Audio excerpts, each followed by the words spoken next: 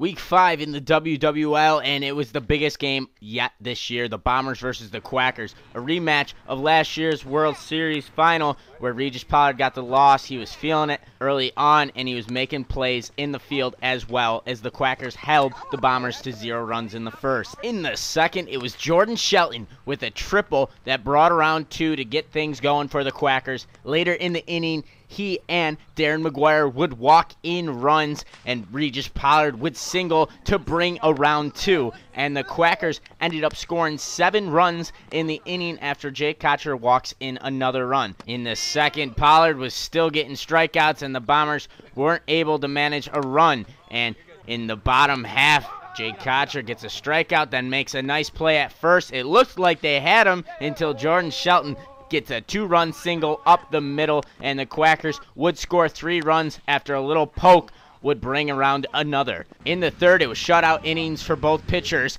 but watch as Josh Swan strikes out here.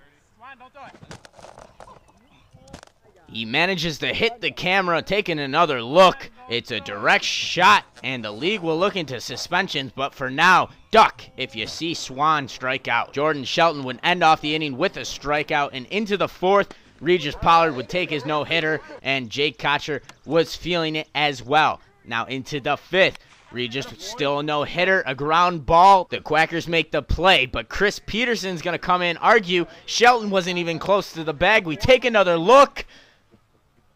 I don't know, that's awfully close. They would end up reversing the call in the very next pitch. Pollard's going to make the play and get the runner. The Quackers would get out of it. The Bombers bring in Chris Terborg for the 6th, and a throwing error would bring across a run, but then he'd settle down and get Swan to strike out for the 4th time, and you can see the pain. In the 6th, Pollard carries the shutout until he walks the bases loaded, and Corey Sisson draws another walk to bring across their only run as Jake Kocher would then strike out to end the game, and the Quackers win this one 12-1.